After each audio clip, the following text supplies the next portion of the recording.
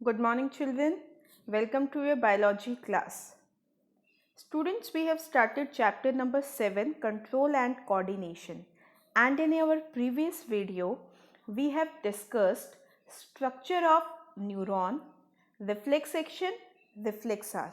So today we are going to start with human brain. So before starting human brain, a healthy mind lives in a healthy body. So what should we do for a healthy body? Regular physical exercise or yoga.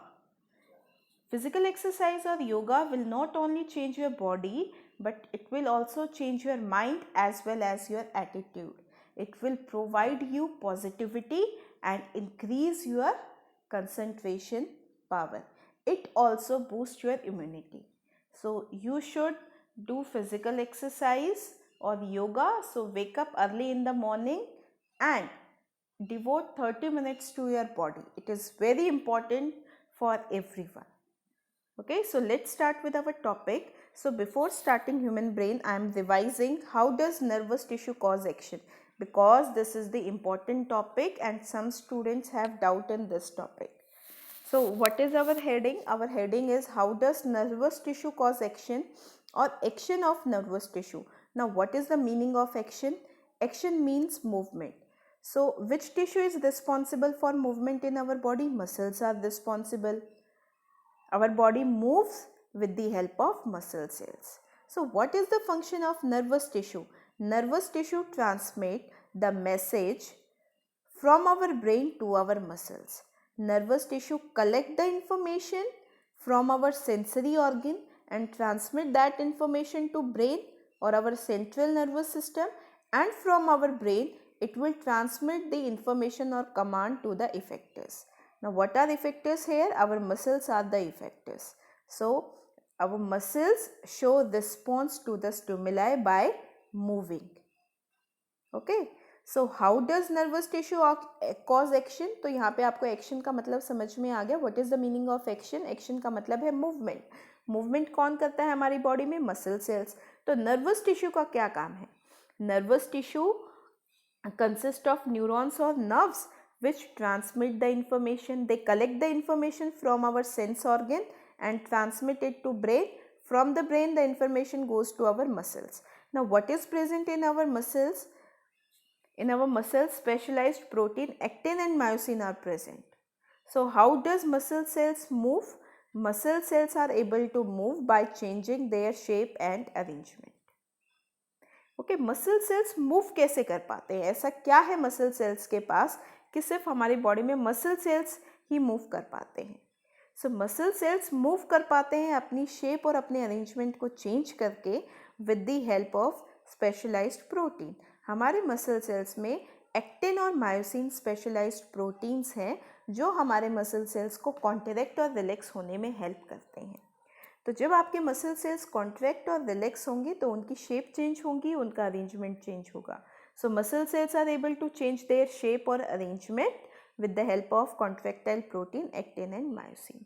तो यहाँ पे आपको पता चल गया, nervous tissue ने information को transmit किया बॉडी पार्ट से ब्रेन और ब्रेन से मसल्स, और मसल्स ने एक्टिन और मायोसिन की हेल्प से मूव किया.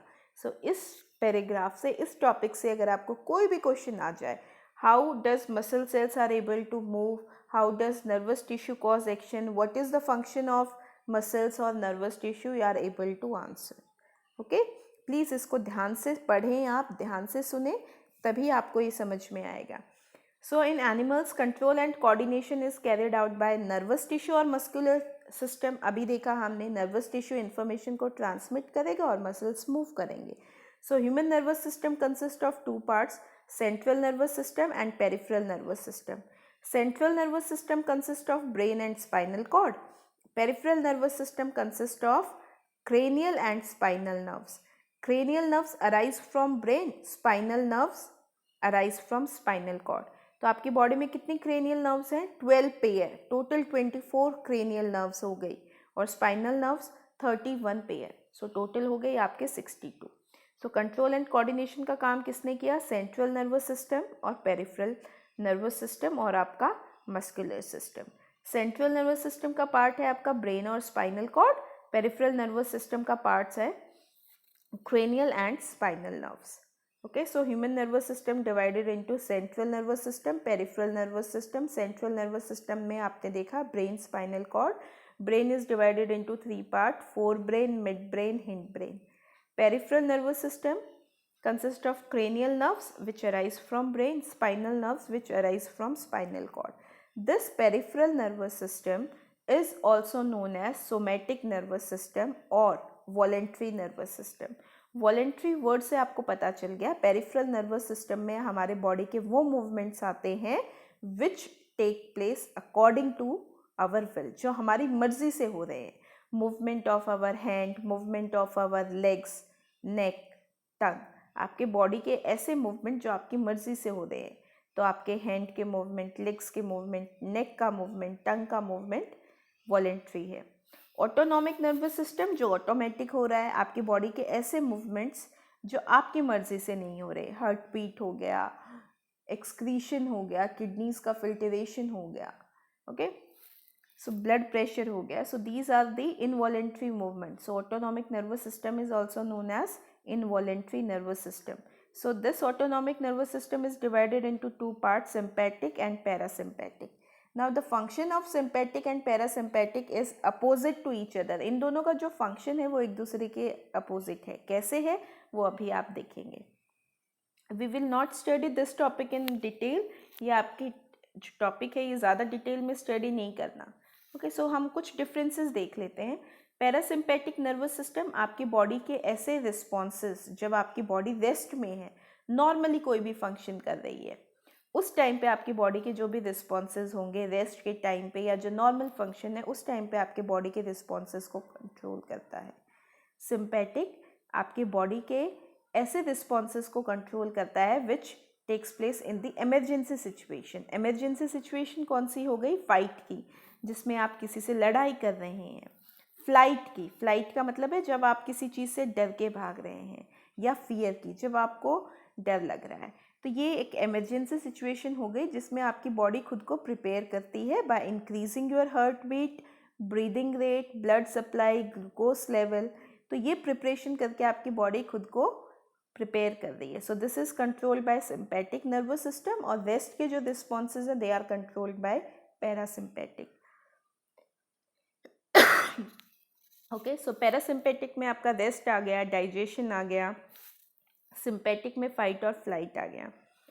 पैरासिम्पैथिक में आपके जो न्यूरॉन्स है दे हैव लॉन्गर पाथवेज और स्लो सिस्टम है, क्योंकि जो न्यूरॉन्स है वो लॉन्गर हैं, पाथवे जो है वो लॉन्ग है. Okay, sympathetic nervous system consist of short neurons, तो जो मैसेज ट्रेवल होगा वो फास्ट होगा. ओके, ये आपकी बॉडी को काम करता है ना, एनर्जी को स्टोर करके रखता है. ये बॉडी को स्पीड अप करता है, जैसे हार्ट बीट इंक्रीज हो गई, ब्रीदिंग रेट्स इंक्रीज हो गए, ब्लड प्रेशर इंक्रीज हो गया. आपकी बॉडी को अलर्ट करता है. ओके, तो जो भी क्रिटिकल सिचुएशंस हैं उन सब में हेल्प करता है. पैरासिम्पैथिक हार्ट बीट को डिक्रीज करेगा, सो आपकी हार्ट बीट डिक्रीज होगी. सिम्पैथिक हार्ट बीट को इंक्रीज करेगा. पैरासिम्पैथिक मसल्स को रिलैक्स करेगा, तो सिम्पैथिक क्या करेगा बेटा? मसल्स को कॉन्ट्रैक्ट करेगा. ओके, तो दोनों के फंक्शंस एक दूसरे से क्या है? अपोजिट है. सो हमारा ब्रेन कैसा दिखाई देता है? If you want to see your brain then you must see a walnut. एक अखरोट को देख लीजिए आप, है ना. It exactly resemble with our brain. ये हमारे ब्रेन से एग्जैक्टली रिजेंबल करता है. तो ये जो आपको अखरोट की, वॉलनट की जो आउटर मोस्ट कवरिंग है, the same way our brain is protected by hard covering bony cage known as cranium. आपके ब्रेन के बाहर भी एक हार्ड कवरिंग है which is made up of bones और उसको हम क्रेनियम कहते हैं. सो ब्रेन में ये जिस तरीके से आपको दिखाई दे रहा है, आप देखिए ये वॉलनट से कितना ज़्यादा रिजेंबल करता है. अगर आप अपने ब्रेन को ऊपर से देखेंगे तो जैसे वॉलनट में ये दो हेमिस्फेयर दिखाई दे रहे हैं, एग्जैक्टली हमारा ब्रेन भी इसी तरीके से दो हेमिस्फेयर में डिवाइडेड दिखाई देगा. Okay, so our brain is protected by the cranium. तो ये बॉनी बॉक्स जो आपको दिख रहा है, बोन से बना हुआ केज जो दिखाई दे रहा है, this is known as cranium. So हमारा ब्रेन इस क्रेनियम के अंदर प्रेजेंट होता है. इस क्रेनियम के बाद देर आर 3 मेम्ब्रेन्स और meninges which will protect our brain. इसके बाद यहाँ पे 3 मेम्ब्रेन और मेनिंजेस हैं जो आपके ब्रेन को प्रोटेक्ट करती हैं. A fluid is also present in our brain and that fluid is known as cerebrospinal fluid. Now आपके ब्रेन के बाद यहाँ क्रेनियम के बाद ये जो अराइज हो रहा है, this is our vertebral column. ये आपकी बैकबोन है जो आपकी बॉडी के बैक साइड में बिल्कुल मिडल में प्रेजेंट होती है. इसको आप फील भी कर सकते हैं, है ना. सो इस वर्टिब्रल कॉलम के अंदर, बैकबोन के अंदर एक नर्व है और उस नर्व को कहा जाता है spinal cord. So how does nervous tissue is protected? तो नर्वस टिश्यू कैसे प्रोटेक्टेड है? नर्वस टिश्यू का पार्ट है आपका ब्रेन और स्पाइनल कॉर्ड. ब्रेन और स्पाइनल कॉर्ड कैसे प्रोटेक्टेड है? Brain is placed inside a bony box known as cranium. ठीक है, ये जो आपका स्कल है, क्रेनियम है, बोन से बना हुआ ये जो क्रेनियम है, इसके अंदर आपका ब्रेन प्रेजेंट है. इसके अलावा 3 मेम्ब्रेन और meninges are there which protect our brain and a fluid is present. That fluid is known as cerebrospinal fluid which absorb shock and protect our brain as well as our spinal cord. Spinal cord is placed in the vertebral column. आपके spinal cord जो है वो vertebral column backbone के अंदर present है. So what are the functions of cerebrospinal fluid? Cerebrospinal fluid आपके brain और spinal cord को protect करता है, buoyancy प्रोवाइड करता है ताकि जो प्रेशर है वो ब्रेन का जो है वो रिड्यूस हो जाए. ब्रेन है इस फ्लूइड के अंदर इमर्स्ड रहता है, तो जब भी आप खेलते हैं, गिरते हैं, चोट लगती है आपको, है ना, तो आपका जो भी बॉडी में गिरते टाइम जो शॉक लगता है, उस शॉक को एब्जॉर्ब करना ब्रेन और स्पाइनल कॉर्ड में किसका काम है? सेरिब्रोस्पाइनल फ्लूइड का. आपके ब्रेन और स्पाइनल कॉर्ड में जो भी न्यूट्रिएंट्स, ऑक्सीजन की सप्लाई हो रही है, it take place through the cerebrospinal fluid. और जो भी वहाँ पे वेस्ट मटेरियल रिलीज हो रहा है, ब्रेन और स्पाइनल कॉर्ड के सेल्स जो भी वेस्ट प्रोड्यूस कर रहे हैं, उस वेस्ट को वहाँ से रिमूव करना, वहाँ से बाहर निकालना किसका काम है? सेरिब्रोस्पाइनल फ्लूइड का. ओके, सो हार्मफुल सब्सटेंस हो गए, उनको भी रिलीज आउट करने में हेल्प करता है, न्यूट्रिशन प्रोवाइड करता है, बॉयंसी प्रोवाइड करता है, ब्रेन का प्रेशर डिक्रीज होता है इससे, और सेरिब्रोस्पाइनल फ्लूइड शॉक को एब्सॉर्ब कर रहा है. So brain is the main coordinating centre in our body. It is protected by cranium, bony box, पता चल गया. It is covered by, our brain is covered by 3 membranes जिसको हम क्या कहते हैं बेटा? Meninges. And inside a brain a fluid is present, we call it as cerebrospinal fluid. Cerebro means brain, spinal means spinal cord, तो दोनों में ही present है, जो आपके ब्रेन को शॉक से प्रोटेक्ट करता है, न्यूट्रिएंट्स की सप्लाई करता है, वहाँ से वेस्ट रिलीज करने में हेल्प करता है. आपके ब्रेन को 3 पार्ट्स में डिवाइड किया गया है, fore brain, mid brain, hind brain. Fore brain, तो जो आपका फोर हेड वाला रीजन है बेटा, फोर हेड से लेके ब्रेन के मिडल वाले पार्ट तक आपका फोर ब्रेन है. फिर आ जाता है आपका मिड ब्रेन, और पीछे नेक से ज़रा सा ऊपर है आपका हिंड ब्रेन.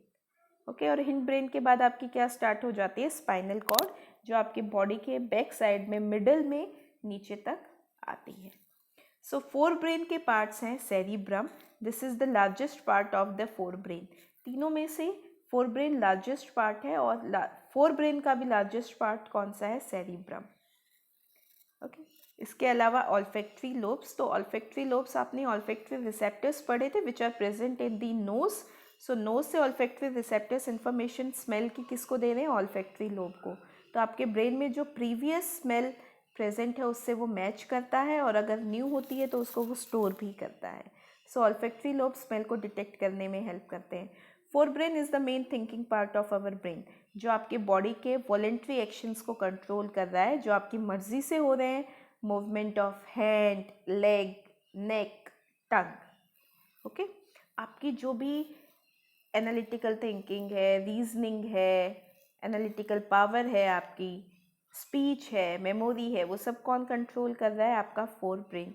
जो टच है, touch is controlled by your parietal lobe. Pain, pressure, temperature, touch, इसको आपका पैरिटल लोब है वो कंट्रोल करती है. आपके फोर ब्रेन में ये जो सेरिब्रम है ये 2 पार्ट्स में डिवाइडेड है, 2 लोब्स में डिवाइडेड, 2 हेमिस्फेयर में डिवाइडेड है. और सेरिब्रम, हर एक सेरिब्रम में 4 लोब्स हैं. ठीक है, पैरिटल, टेम्पोरल, ऑसिपिटल, फ्रंटल. तो फ्रंटल लोब आपके इंटेलिजेंस के लिए है. Okay, parietal is for pain, pressure, temperature, touch. Smell के लिए तो आपको पता है ऑल्फैक्टरी है, इसके अलावा टेम्पोरल भी आपकी स्मेल को, हियरिंग को कंट्रोल करती है, ठीक है। साइट और विजन के लिए occipital lobe is there. So mental activities हो गई, थिंकिंग हो गया, learning, memory, emotion, all these are controlled by forebrain. इन सबको फोर ब्रेन कंट्रोल कर रहा है बेटा। Next is midbrain. Midbrain आपकी बॉडी के इनवॉलेंट्री एक्शंस को कंट्रोल कर रहा है। जो रिफ्लेक्स मूवमेंट है, आपके हेड के जो रिफ्लेक्सेस है, किसी ने आपका नाम पुकारा और आप उस साउंड की तरफ अपने हेड को मूव करते हैं, नेक को मूव करते हैं, ठीक है। आईज, आपने लास्ट वीडियो में डायलेशन और कॉन्ट्रैक्शन ऑफ प्यूपिल देखा था कि ब्राइट लाइट में जाते ही प्यूपिल जो है कॉन्ट्रैक्ट होता है, डार्क रूम में जाते ही प्यूपिल की साइज जो है वो डायलेट होती है, इंक्रीज होती है। So size of pupil is controlled by midbrain. So this is given in NCERT and it is very important. You have to learn these. Okay. Involuntary action और reflex movements को midbrain करता है. Only some of the reflexes, head, neck, eyes के reflexes हो गए इनको. Third part of our brain is hindbrain. Hindbrain consists of cerebellum, pons and medulla. Cerebellum is responsible for our balance and body posture. जब आप छोटे बच्चे थे, आप बॉर्न हुए थे, उसके 7-8 मंथ्स के बाद आपने बैठना सीखा, बॉडी का बैलेंस बनाना सीखा, आपने चलना सीखा ना। साइकिलिंग करते टाइम, साइकिलिंग आप कर रहे हैं, riding a bicycle in a straight line, picking up a pencil, running करते टाइम आप गिरते नहीं हैं। तो जो भी आपका बॉडी का पोस्चर है, उठते टाइम, जब आप बैठे हुए हैं, जब आप लेटे हुए हैं, so your body posture is controlled by cerebellum. Don't get confused between cerebrum and cerebellum. Cerebellum is part of hindbrain, cerebrum is part of forebrain.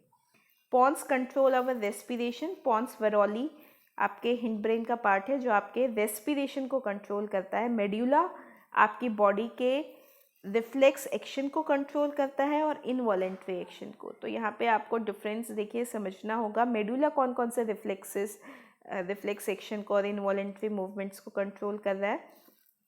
आपकी हार्ट बीट है, ब्लड प्रेशर है, ठीक है, किसी भी चीज़ को निगलना है, स्वेलो करना, coughing, sneezing, vomiting, all these are controlled by medulla. तो ये सारे जो मेडुला के फंक्शंस हैं, फोर ब्रेन के फंक्शंस हैं, these are from NCERT text book. So you have to learn these. Okay, so brain is the most complex organ in our body. It is divided into 3 parts: forebrain, midbrain, hindbrain. So all the activities, voluntary और involuntary activities are controlled by brain. जैसे computer में central processing unit CPU होता है, वैसे ही brain हमारी body का CPU है बेटा. So brain, forebrain, it is the front और largest part of our brain, जो आपका forehead है और इवन आपके ब्रेन के मिडिल तक जो ये रीजन जाता है, this is the part of our fore brain. So fore brain consist of olfactory lobes जो स्मेल को डिटेक्ट करती हैं. डाइनसेफ्लॉन का पार्ट है आपका hypothalamus. Hypothalamus control your hunger, thirst, feeling of fullness. जो आपको भूख लगती है, ठीक है, आपकी जो फीलिंग ऑफ फुलनेस है, आपकी मम्मा कहती है 2 चपाती खा लो बेटा, 3 चपाती खा लो, आप कहते हैं ना नहीं पेट भर गया मेरा, तो वो आपको कौन बताता है? डाइनसेफ्लॉन का जो पार्ट है हाइपोथैलेमस. वो प्यास लगी है आपको, thirst, you are feeling thirsty, your body temperature, all these are controlled by hypothalamus. Cerebrum, this is the largest part of fore brain. Okay, so what are the functions of fore brain? Main thinking part of the brain जो आपकी reasoning को, learning को, memory को control कर रहा है. Your speech, language, all these are controlled by forebrain. So forebrain has separate area for receiving sensory impulse. Forebrain motor neurons के through आपके मसल्स तक इंफॉर्मेशन को ट्रांसमिट भी करता है. सेंटर फॉर हियरिंग के लिए आपकी कौन सी लोब है? Temporal lobe. हंगर को कौन कंट्रोल कर रहा है? Hypothalamus. Smell, olfactory lobe. Sight और vision is controlled by your occipital lobe. Okay, optics होते हैं ना, तो वैसे ही ब्रेन में ऑसिपिटल लोब है which control our vision. Intelligence, memory, learning, all these are controlled by our frontal lobe. ठीक है. Hypothalamus, pituitary, both are present in our brain. These are the hypothalamus and pituitary are part of our endocrine system which releases hormones. So this is the midbrain. This is the smallest part of our, this is midbrain. So this is the smallest part of our brain. The function of mid brain हमने देखा आपके fore brain और इस hind brain को connect करता है। ये आपका हिंड ब्रेन है, ये आपका फोर ब्रेन है, देखो लार्जेस्ट पार्ट है ये। सो मिड ब्रेन का काम क्या है, इस फोर ब्रेन और इस हिंड ब्रेन को आपस में कनेक्ट करना। मिड ब्रेन आपके कुछ रिफ्लेक्स मूवमेंट को, हेड, नेक, आईज, इनके मूवमेंट्स को भी कंट्रोल कर रहा है। Okay, hind brain, hind brain is the back part of our brain and it consist of medulla, pons, varolii, cerebellum. Medulla reflex section को कंट्रोल कर रहा है। कौन कौन से रिफ्लेक्स सेक्शन हो गए आपके, स्नीजिंग, सलाइवेशन, जब आप अपने फेवरेट फूड की बात करते हैं, उसकी स्मेल आती है, उसके आप फोटो देखते हैं, या आपके स्कूल में जब लंच के लिए बेल होती है तो मुंह में जो सलाइवा आता है बेटा, सलाइवा सिक्रीट होता है, दैट इज सलाइवेशन। तो ये आपका एक रिफ्लेक्स सेक्शन है। बेल बजी, उसके रिस्पॉन्स में सलाइवा सिक्रीट हुआ, आपके सामने खाना आया, उसके रिस्पॉन्स में सलाइवा सिक्रीट हुआ। Vomiting, sneezing, coughing, okay, all these are controlled by your medulla. Heart beat, blood pressure, ये सब ये हार्ट बीट हो गया, ब्लड प्रेशर हो गया, involuntary movements, these are controlled by your medulla. Okay, और मेड्यूला से ही फिर आपकी स्पाइनल कॉर्ड जो है वो स्टार्ट हो जाती है। सेरिबेलम आपके बॉडी पोस्चर को, इक्विलिब्रियम के लिए है, riding a bicycle, walking in a straight line, इन सब के लिए। एंड पॉन्स वेरोली आपके रेस्पिरेशन को कंट्रोल करता है। So this is the diagram of human brain. This is from NCERT text book, you can draw from your text book also. सो आप देखिए यहाँ पे फोर ब्रेन, सो ये आपका पूरा फोर ब्रेन का पार्ट है। देखो आपके ब्रेन के बाहर ये क्रेनियम, स्कल प्रेजेंट है, और इसके बाद ये जो आपको दिख रही हैं जहाँ पे पॉइंटर मूव कर रहा है, दीज आर द मेनिंजेस, ये मेनिंजेस हैं। Okay, you can see the cerebrum, जो फोल्ड्स आपको दिखाई दे रहे हैं ये सेरिब्रम है। You can see this is the mid brain, ये हमारा मिड ब्रेन है। ये ट्री लाइक स्ट्रक्चर जो आपको दिखाई दे रहा है, this is the cerebellum. Cerebellum is part of hind brain which contain our body, posture and balance. You can see medulla which control our reflex action and involuntary, part of our hind brain. Pons varolii control respiration. So these three are the parts of our hind brain. This is our forebrain and this is our midbrain. You can see hypothalamus. Hypothalamus is super master gland of our body. Okay, endocrine gland. ये जो pituitary gland आपको यहाँ पे दिखाई दे रहा है, this is the master gland of our body. This is the smallest endocrine gland. Endocrine gland are those gland which secretes hormone. जो हमारी बॉडी में हॉर्मोन्स को सिक्रीट करते हैं उनको हम एंडोक्राइन ग्लैंड कहते हैं. तो पिट्यूटरी और हाइपोथैलेमस एंडोक्राइन ग्लैंड है. पिट्यूटरी क्या रिलीज करता है बेटा? पिट्यूटरी हॉर्मोन्स रिलीज करता है, हाइपोथैलेमस हार्मोन रिलीज करता है. आपकी क्लास का मास्टर कौन है? Your class incharge. तो क्लास इंचार्ज हो गया आपका पिट्यूटरी ग्लैंड. अब क्लास इंचार्ज को कौन कंट्रोल कर रहा है? आपके मास्टर का मास्टर कौन है? सुपर मास्टर कौन है? Principal sir. सो यहाँ पे हाइपोथैलेमस है वो प्रिंसिपल सर हो गए, पिट्यूटरी ग्लैंड है वो क्या हो गया? आपका क्लास इंचार्ज. और बॉडी में जितने भी ग्लैंड्स हैं, आपका थायराइड हो गया, पैराथायराइड हो गया, थाइमस, वो क्लास के स्टूडेंट्स हो गए. Okay, so this is the diagram of human brain. Now we have seen in our nervous system information is transmitted by neurons by electric impulse. Okay, so so neurons or nervous system communicates using nerve impulse. So ये nerve impulse neuron के through किस form में transmit हो रही है? electric impulse की form में. So electric impulse are fast and they are the excellent mean of communication.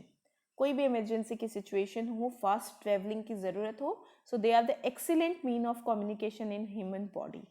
But these electric impulse have certain limitations. इनकी कुछ limitations है क्या? Number 1 point, each and every cell of our body is not connected by nervous tissue.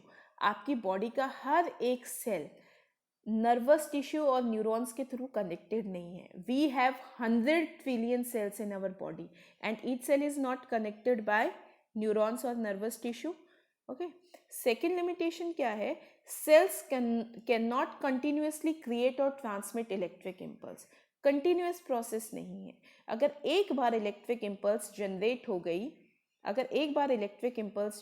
गई, then cell take time to reset its mechanism. Okay, next time electric impulse को generate करने से पहले cell को अपना mechanism, neurons को अपना mechanism reset करना पड़ेगा.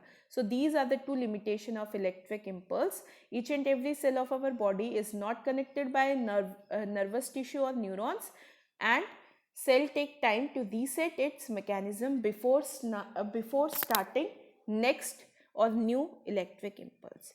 So due to these limitations, multicellular organisms use another method of communication between cells. And this communication is slow, but it will effectively transmit the message between cells. So ये communication कौन सा है? This is the chemical coordination in our body which consists of hormones or endocrine system, which we are going to study in next video. Now here is a video of neurons, how electric impulse or neurotransmitter are transmitted in the neuron. So please watch this video. So you can see through the axon, the message is traveling through the axon. Now the message comes to the nerve ending from the synaptic knob. A neurotransmitter, a chemical will release, and that chemical, so this is the synapse gap between two neurons. Now you can see the chemical is coming to the dendrites of the next neuron. So this is the dendritic tip of the next neuron which is receiving the message, and from the dendrite the message goes to the cell body, and from the cell body to the axon, from the axon it goes to the synaptic knob. So in our complete nervous system, neurons are present and they transmit the message through this. So you can see here the message travels through the neurons. Okay, so please revise this, learn this.